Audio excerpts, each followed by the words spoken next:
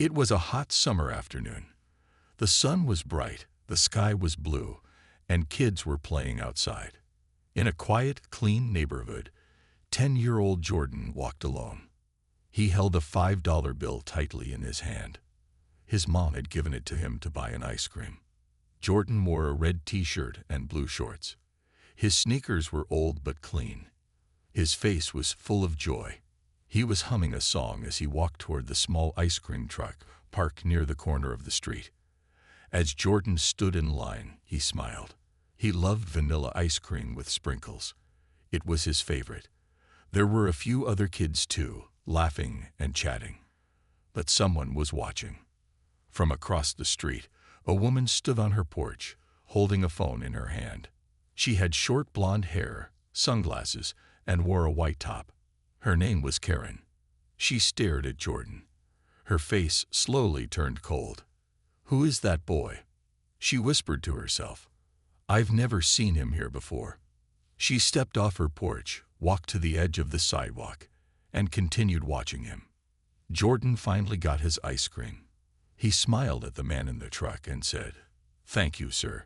Then he walked to a nearby bench under a tree and sat down.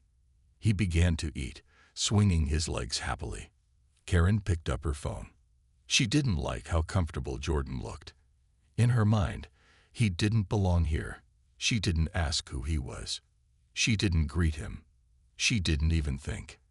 She just called 911. 911, "What's your emergency?" the operator asked. Karen whispered, "There's a suspicious child in our neighborhood. I think he's stealing or washing houses. He's acting strange near the ice cream truck. Can you describe the child?" "He's black, wearing red and blue, maybe 12 or 13. I don't feel safe." The operator asked more questions. Karen gave the location. The call ended. She folded her arms and waited. Back at the bench, Jordan finished his ice cream. His hands were sticky, but his heart was light. He looked at the trees, the birds, the other children. He didn't know what was coming. Then, suddenly, sirens. 2 police cars rushed into the neighborhood, lights flashing. Jordan froze. The ice cream man looked confused. A few kids stepped back. Karen stood tall, smiling slightly as the officers stepped out of their cars. Jordan stood up, scared. His voice trembled. "Is something wrong?" One officer walked quickly toward him. "Show us your hands," he said. Jordan raised his small hands slowly, his eyes wide. "I didn't do anything." Karen crossed the street and pointed. "That's him. That's the kid I told you about." The officer looked at her, then back at Jordan. "Are you here alone, son?" Jordan nodded. "My mom told me to buy ice cream. She's working. I just live down the road." "Do you have any ID?" Jordan shook his head. "I'm only 10. The officer reached for his radio. Another officer checked the ice cream truck. One of the kids watching started recording on their phone. "Is this necessary?" the ice cream man asked. "He's just a kid. He paid for his ice cream. Didn't cause any trouble." Karen snapped back. "You don't know. Kids like that. They come into our area and then—" "Kids like what?" the man asked, raising an eyebrow. The officer looked at Karen. "Do you know this boy?" "No, but I know trouble when I see it." Just then, a black luxury car pulled up fast and parked nearby. The door opened, and a tall woman stepped out in heels and a fitted suit. Her hair was neatly tied, her eyes sharp and full of fire. She looked at Jordan, then at the officers. "Jordan," she said calmly, "are you okay?" Jordan's eyes lit up. "Mom." The woman turned to the officer. "Why are you pointing at my son?" Karen scoffed. He was acting suspicious. The woman turned to her slowly. "You called the police on my 10-year-old for eating ice cream." Karen replied, "I don't care who you are. We have rules here." The woman stepped forward. "My name is Dr. Olivia Carter. I am a federal attorney. And if you don't remove your finger from my son's direction, I will make sure you answer for it." The officer's face changed. He lowered his voice and stepped back slightly. "Ma'am, we were responding to a call. A false one," Olivia said sharply. "I want the report. I want the name of the caller. And I want your badge numbers. Now." Karen looked shocked. The small crowd that had gathered began whispering. The teen recording captured every word. Jordan held his mom's hand tightly. Olivia looked down at him and said gently, "You did nothing wrong. I'm proud of you." The officers gave her the information she asked for, then left slowly. Karen, pale and shaking now, walked away without a word. But she had no idea what was coming next, because the video was about to go viral, and Olivia Carter wasn't going to stay silent. The video spread fast. Within 1 hour, thousands of people had seen it on social media. A scared little boy, police sirens, a white woman pointing fingers, and then a powerful black mother standing tall, protecting her child. People were angry. Some were crying. Others were shocked. And many were asking the same question. How can this still happen? At home, Jordan sat on the couch, holding a glass of water. His hands were still a little shaky. His mom, Dr. Olivia Carter, sat beside him. She gently brushed his hair back. "You're safe now," she said softly. "And you did the right thing." Jordan looked up at her. "Mom, why did she call the police on me?" Olivia paused. She didn't want to lie. "Because she didn't see you as a little boy. She saw you as a threat. And that's wrong. Very wrong." Jordan looked down. "Will it happen again?" Olivia took his hand. "It might. But I promise, you will never face it alone." Later that evening, Olivia sat at her desk. Her phone kept ringing. Reporters, lawyers, community leaders, everyone wanted to talk. Everyone wanted a statement. But Olivia wasn't ready to speak to the media yet. Not until she spoke to Karen. The next morning, Olivia walked into the local police station. She wore a navy blue blazer and heels. She looked calm but serious. "I want a copy of the report from yesterday," she told the officer at the front desk. "And I want to know who made the call." The officer recognized her. "Yes, Mom. We're preparing it now." She nodded. "Also, tell the chief I'd like to meet." The officer nodded quickly. "Right away." Meanwhile, Karen was panicking. Her phone was full of angry messages. Her neighbors were silent. Even her book club had removed her from the group chat. The video had her name in the caption. "Karen from Elm Street calls police on 10-year-old black child buying ice cream." She tried to defend herself online, but no one believed her. Every comment was the same. "This is disgusting. He's a child. She should be charged." Karen sat on her couch, watching the video again and again. She was losing control. She never thought it would blow up like this. Then, a knock on the door. Karen opened it slowly. Olivia stood there. "What do you want?" Karen asked, her voice cold. "To talk," Olivia replied. "I don't want trouble." "I'm not here to cause trouble," Olivia said, stepping inside. "I'm here to give you a chance. A chance to listen." Karen folded her arms. "You already embarrassed me in front of everyone." "No," Olivia said. "You did that to yourself. I just told the truth." Karen turned red. "I was trying to protect the neighborhood. From a boy buying ice cream?" Olivia asked. Karen stayed silent. Olivia took a deep breath. "You need to understand something. My son isn't dangerous. He's 10 years old. He loves comic books. He likes to draw. He wants to be a pilot. But yesterday, he thought he was going to jail. He thought he was going to die." Karen looked away. Her face was tight. "I didn't mean to hurt him." "You did hurt him," Olivia said. "And now, the whole country knows." Karen sat down, suddenly looking tired. "What do you want from me?" she asked. "I want you to understand the damage you've caused," Olivia said. "And I want to know if you're willing to make it right." Karen looked up slowly. "How?" There's a town meeting tomorrow night. Come. Speak. Tell the truth. Karen hesitated. People hate me. Then be honest. Maybe that will change something. Karen looked down. She was quiet for a long moment. Then she whispered, "Okay." Outside, Olivia walked to her car. Her phone buzzed. It was the mayor's office. "Dr. Carter," the voice said, "we saw the video. We want to meet with you." Olivia smiled faintly. Change was coming, but it would not be easy. The town meeting ended, but the storm was just beginning. Karen's apology was weak, and people weren't buying it. Her quiet, "I'm sorry," couldn't erase what everyone had seen, and what they were about to learn. That same night, a well-known local journalist named Ava Harris posted a new article online. The headline read, "Not her first time. A look at Karen's disturbing past." Inside the article were years of complaints, going back over a decade. Former neighbors, school staff, and even parents from the PTA had stories to share. One parent wrote, "She called the cops on my teenage son because he was wearing a hoodie at the park." Another said, "She reported a black delivery driver for looking around too much. He was just finding the right address." The pattern was clear.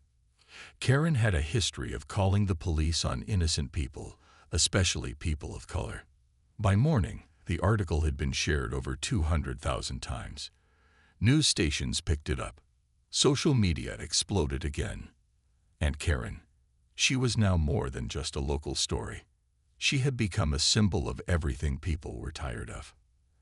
At her home, Karen was overwhelmed. Her phone was blowing up. Her job sent an email. "You are officially suspended until further notice." She turned on the TV. There she was. Her face, her name, her voice from the video, on every channel. Karen sat on the floor, holding her head in her hands. She whispered, "What have I done?"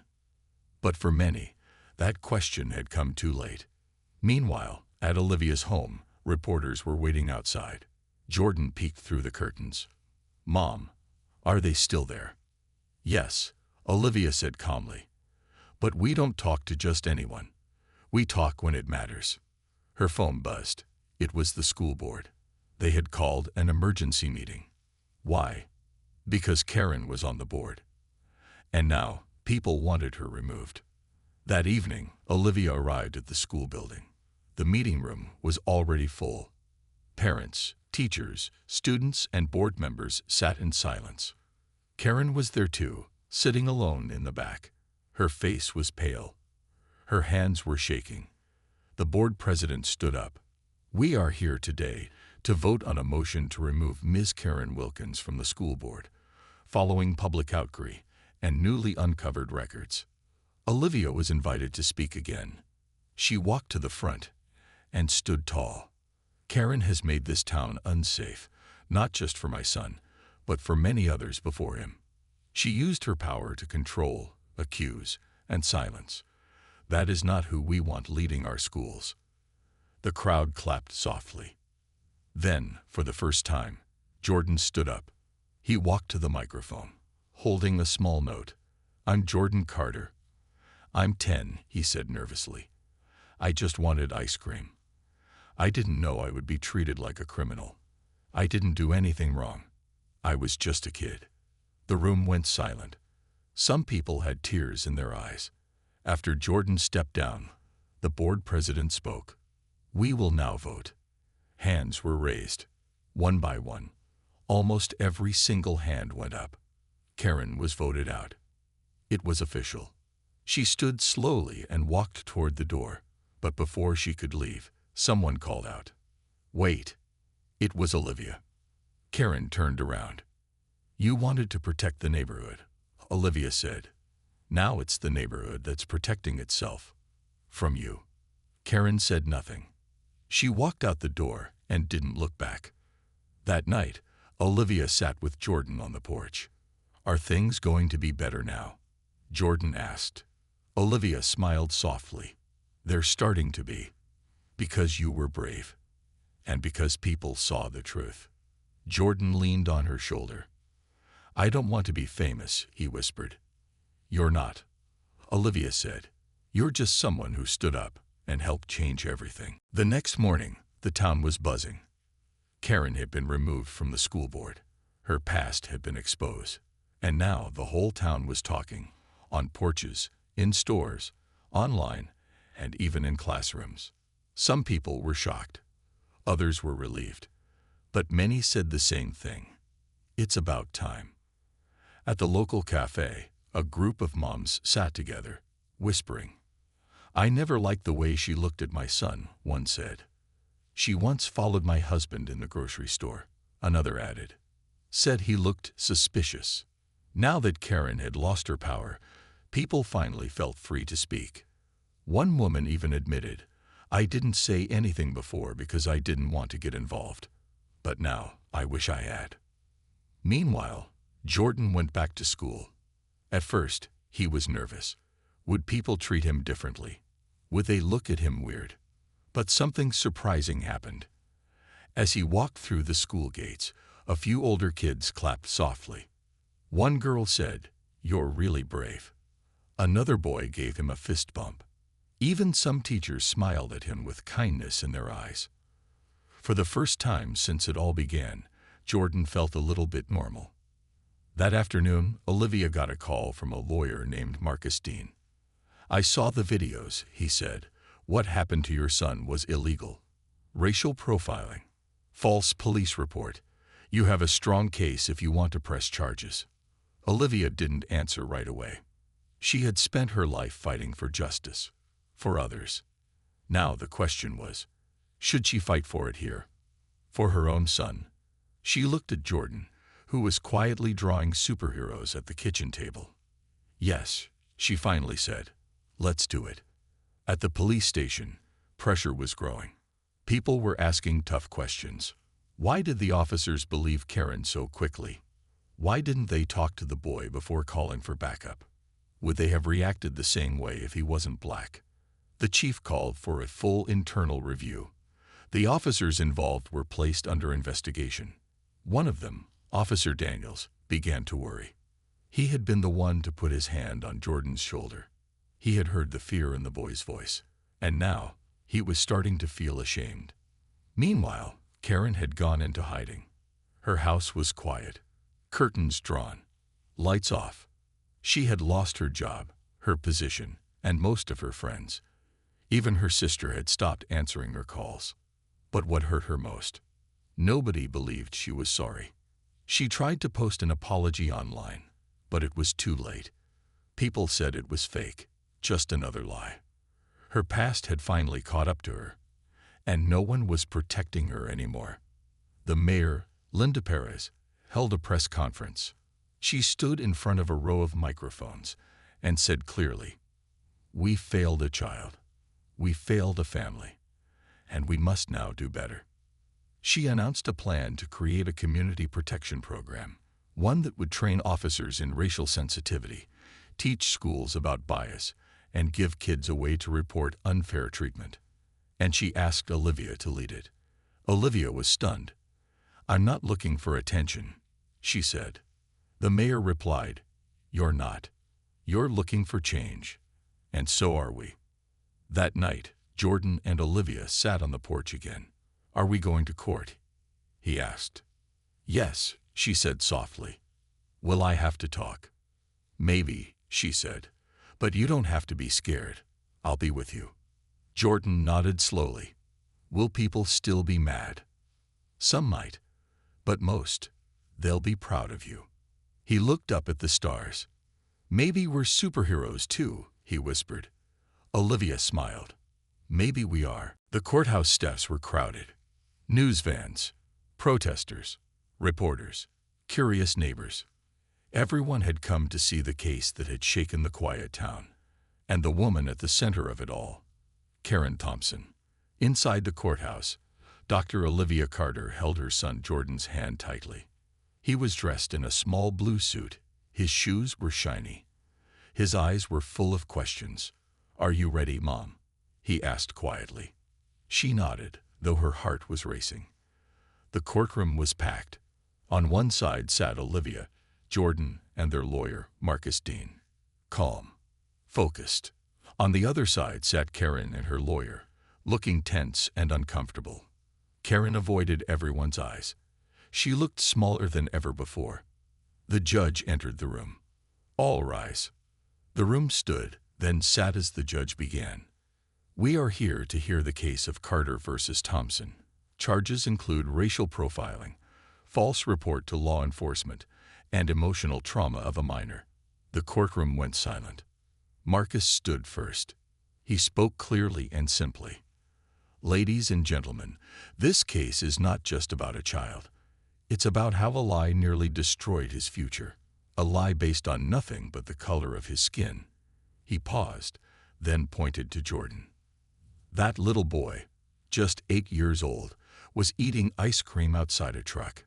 And for that, a grown woman called the police. The jury looked at Jordan, who sat quietly beside his mom. Karen's lawyer stood next. This is a misunderstanding, he said. My client believed she was protecting the community. She did not act out of hate. But as he spoke, many in the courtroom shook their heads. The evidence was strong. The video had gone viral. The longer clip, where Karen said, "These people are always up to something," was now key evidence. Later that day, Olivia took the stand. She spoke calmly, but with power. I've worked as a lawyer for years. I've defended people of all races, protected families, fought for justice. But nothing prepared me for the moment I saw police officers surrounding my son. The courtroom listened closely. My child was treated like a criminal because of one thing, his skin color. And that's not just wrong. It's dangerous. Then Jordan was asked if he wanted to speak. He looked at his mom. She gently nodded. He walked up, standing on a box so the mic could reach him. My name is Jordan, he said softly. I was scared. I didn't know why the police came. I just wanted ice cream. People in the room wiped their eyes. One juror covered her mouth, clearly moved. Jordan continued, I don't want this to happen to any other kid, ever. Then it was Karen's turn to speak. She stood slowly, hands shaking. I didn't mean to hurt anyone, she said. I thought I was doing the right thing. But her voice was weak. She looked at Olivia and Jordan. I'm sorry, she said, eyes full of tears. I was wrong. I was scared. But I understand now. I really do. Her words floated in the air. Some believed her. Many did not. The judge gave everyone a break before announcing the decision. Outside the courtroom, cameras flashed. One reporter asked Olivia, do you want Karen to go to jail? She paused. I want her to understand what she did. I want real change, not just punishment. Then she added, but I also want justice, because my son deserves it. Back in the courtroom, the judge returned. She looked over her glasses. In the case of Carter versus Thompson, we find the defendant liable for false reporting and emotional harm. Karen sat down slowly, her face pale. The judge continued. She will pay damages. She will attend racial sensitivity training. And she will be restricted from participating in any public community boards for 5 years. Olivia closed her eyes in relief. It wasn't jail, but it was accountability. As they walked out, Jordan looked up. Did we win, Mom? She smiled and held his hand tightly. We didn't just win, baby. We changed something. Weeks had passed since the courtroom decision. The town felt different. There was a quiet shift in the air. People looked each other in the eye more. Conversations were deeper. The silence that once protected people like Karen was finally broken. And Olivia and Jordan. They were still healing, but they were also growing stronger. One sunny morning, Jordan stood in front of his class. His teacher had asked him to talk about someone who inspired him. He held up a picture. This is my mom, he said proudly. She's a lawyer. She helps people. And she helped me when I needed her most. His classmates clapped. He smiled, bigger than ever before. Meanwhile, Olivia sat at City Hall, preparing for her first day as the head of the new community protection program. It had started with a single meeting. Now it had funding, staff, and a mission. She looked at the banner on the wall. Equality begins with courage. And it had taken courage. For Olivia to speak, for Jordan to face the world, and even for the town to change. One afternoon, Olivia and Jordan went back to the ice cream truck. Same spot, same flavor. But this time, it was different. People waved at them. Some smiled and said, "We're glad you came back." The truck owner handed Jordan a cone and said, "This one's on me, little hero." Jordan laughed. He no longer felt afraid in that place. He felt seen. That evening, they sat on the porch like they always did. Jordan asked, "Do you think Karen is still mad?" Olivia shook her head. "Maybe. But that's not our worry." He looked up. "Will other people treat me that way again?" Olivia thought for a moment. "Maybe. But now you know how to stand up. And you'll never be alone." Jordan leaned on her shoulder. "I think I want to help people when I grow up. Like you." She smiled. "You already have." Across town, Karen sat alone. She had started the training classes the court ordered. At first, she rolled her eyes. But something changed. She began listening, watching, understanding what her words and actions had done, not just to Jordan, but to many others before him. One day, she stood up in class and said, "I didn't know how much pain I caused, but I want to learn, even if it's late." Some believed her, some didn't, but she kept showing up. And maybe, just maybe, she was becoming better. As for the town, it didn't become perfect overnight, but it became braver. New signs went up in parks and schools. Hate has no home here. Every child belongs. And thanks to Olivia's work, more families felt safe. More children felt valued. In the final scene, Jordan looked out his window one night and said, "Mom, I think the world's a little bit better now." She smiled and kissed his forehead. "Yes, baby," she whispered, "because you helped make it that way."